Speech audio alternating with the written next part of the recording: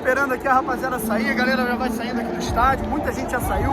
Botafogo 1, Vasco da Gama 0, todo mundo muito feliz com a vitória do Botafogo, todo mundo eufórico, né, bem satisfeito, mas, né, aqui tentando analisar um pouco friamente, a gente vai falando que o Botafogo ele vence, a gente está feliz, mas demonstrando uma preocupação por conta da atuação bem ruim, bem abaixo contra um time que não é o principal do Vasco, pelo contrário, é o time sub-23.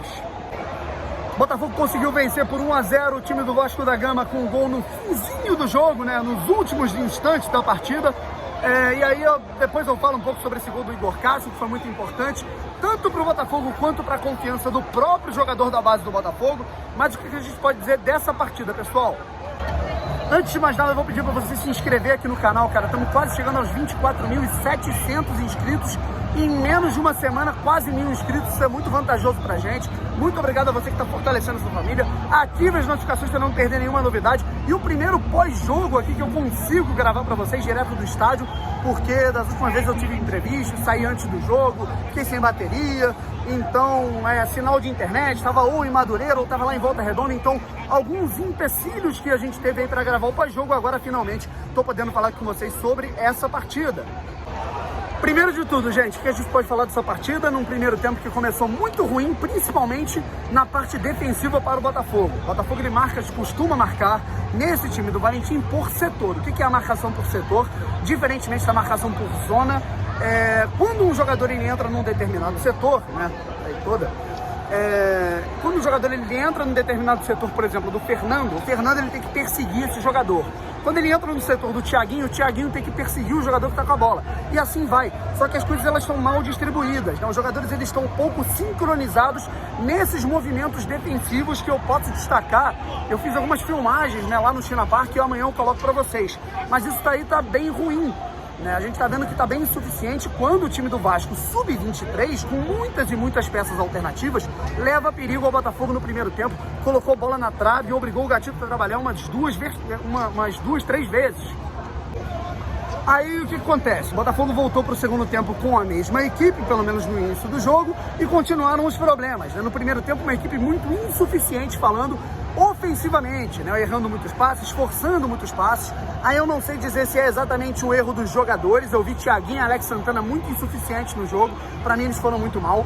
E o Bruno Nazário forçando alguns passes, né? E aí eu vou falar um pouco mais desse jogador com um pouquinho mais de especificidade um pouco mais à frente nesse vídeo aqui, né? Mas ele estava forçando alguns passes e errando alguns, né? E arrancando até uma certa revolta da torcida do Botafogo com o próprio jogador que estava, no momento que ele poderia simplificar alguns passes, ele estava tentando dar uma fatiada, né? Alongar a bola, dar uma invertida de jogo, tentar colocar um passe mais de infiltração. Em alguns momentos ele não conseguia. No primeiro tempo isso foi muito ruim por parte do Botafogo todo.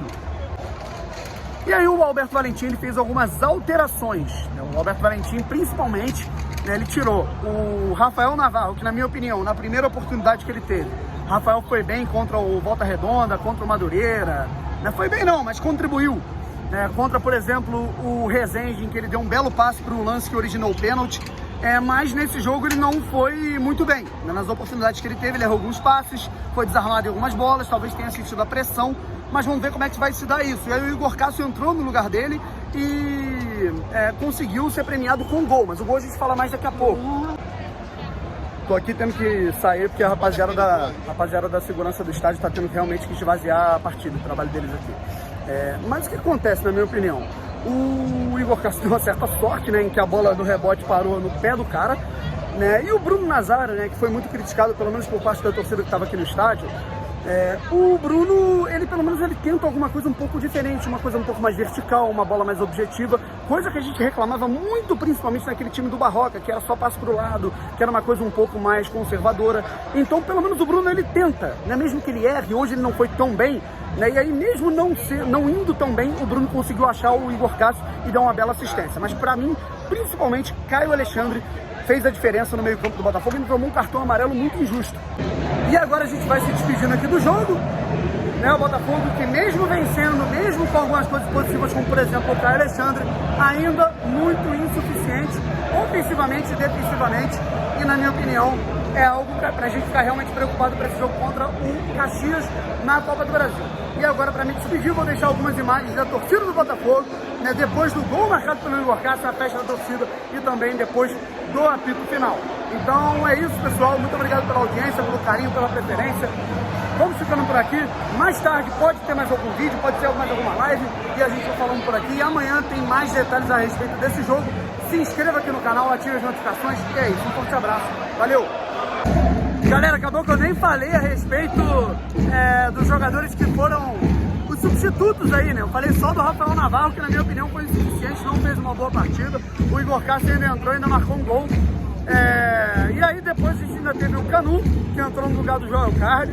Na minha opinião, foi uma atuação ok do Canu. Não vi nada que comprometesse, mas nenhuma atuação de gala do zagueiro do Botafogo pelo lado esquerdo. Eu acho que pela movimentação, pela versatilidade desse jogador que é jovem, que é rápido, eu acho que ele pode abocanhar a vaga de titular com o tempo, dentro da proporção do Botafogo hoje, né, que tem uma limitação salarial.